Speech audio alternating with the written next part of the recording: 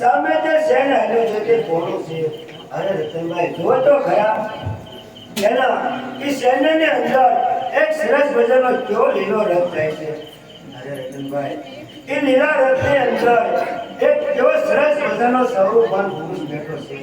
અરે રતનભાઈ હું તો એમ કહું છું કે અત્યાર સુધી કોણ એની કાગળ પૂછતી છે એને આવો પડકાર મળ્યો છે. એ અભિમાન પોતે છે અને યુદ્ધે થઈ જશે. હવે તમે એને જઈ અને યુદ્ધે જતા અટકાવો. અરે રતનભાઈ તો આવ્યો આ મારો કરિયાવર અને આ મારી સુટકેસ એ મારી સાસુમાને આપજો અને એને કહેજો કે તમારી પુત્ર વધુ આવી ગઈ છે, ગમે તેમ કરી અને તમારા કોરને યુદ્ધે જતા પાછા હોય છે. આજો તમે ઘરે જાઓ અને હું એને પાછા વળો. બહુ સારું છે. હે સામે સાંડતે મોની રે નાયો બંધુરા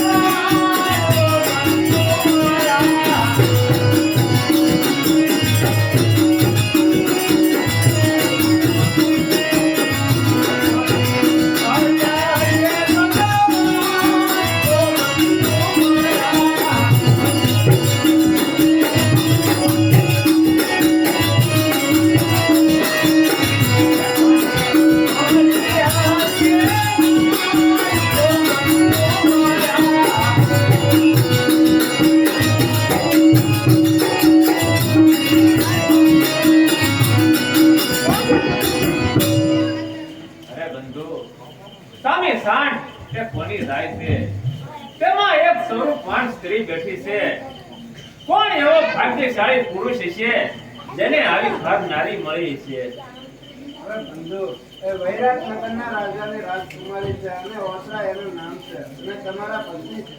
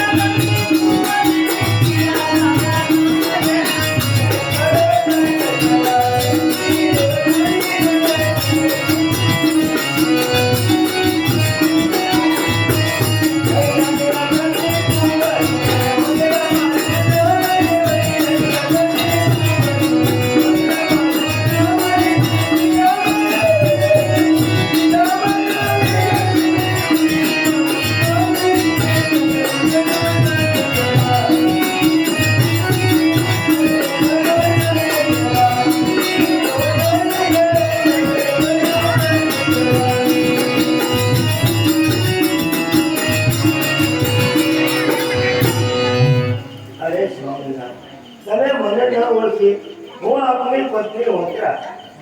અરે ઓતરા તારું રૂપ જોઈ અને હું પણ મોહ પામ્યો છું, પણ તારે આવતા મોડું થઈ ગયું છે. જો હું સૈન્ય લઈને નીકળ્યો ન હોત તે પહેલા તું આવી ગઈ હોત ને તો કદાચ હું યુદ્ધમાં જતા રોકાઈ જાત, પણ હવે હું સૈન્ય લઈને નીકળી ચૂક્યો છું માટે પાછો નહીં વળું.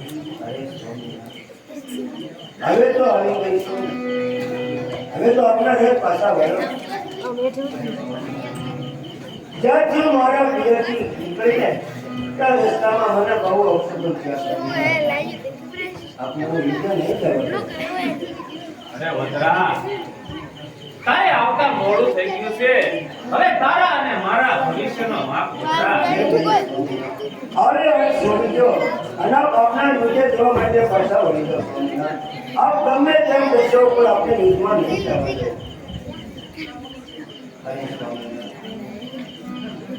આપ બધું નહીં કરવા દો. આપ દુનિયા લાયક માણસ છો. આપણા રથ પાછા વળો સ્વામિનારાયણ. હું આપણે યુદ્ધમાં નહીં જવા દો.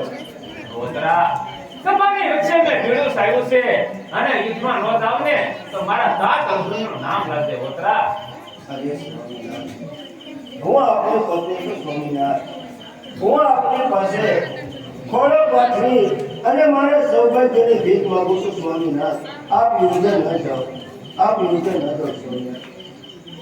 અરે વતરા, કલ્પના ન કર અને મને યુદ્ધમાં જવાની રજા દે. હા સ્વામિનારાયણ, તમારે યુદ્ધ જવું હોય તો મને મારી નાખો અને પછી યુદ્ધ જાઓ. કે મને મારી થયા ખેલતે મારા ગગના રે.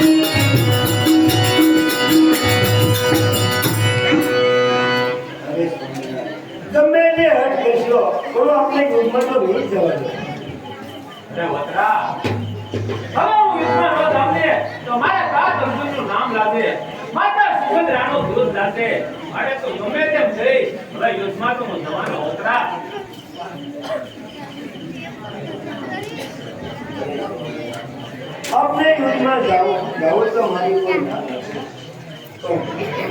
એક મારી માપે સ્વીકારતા જાઓ. અરે તો મને એક પુત્ર આપો, કારણ કે પાછળથી તમારું ને મારું કાર્ય કરી શકે. હું તો નથી કહેતો, પણ ધર્મશાસ્ત્રમાં કહ્યું છે કે દિવસે જે રૂપદાન આપે ને એને માણસ ન કહેવાય, એ પશુ સમાન છે. અત્યારે મારા ભક્ત અને વાત રાખવા માટે ચાલો 6 મહિનાની રાત બનાવું.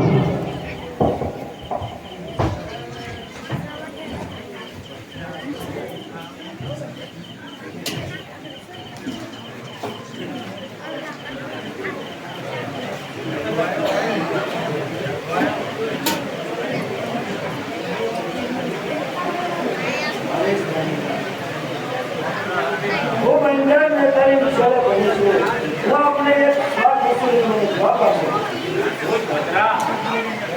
અને એકાદશી વગર કાપી હું જે મિત્રો સ્વાદ જે આ ચડીને ભણ્યો ભાર આ કામ લેતે સીધા ખાવા જોઈએ એટલે જોશ ન લાગે.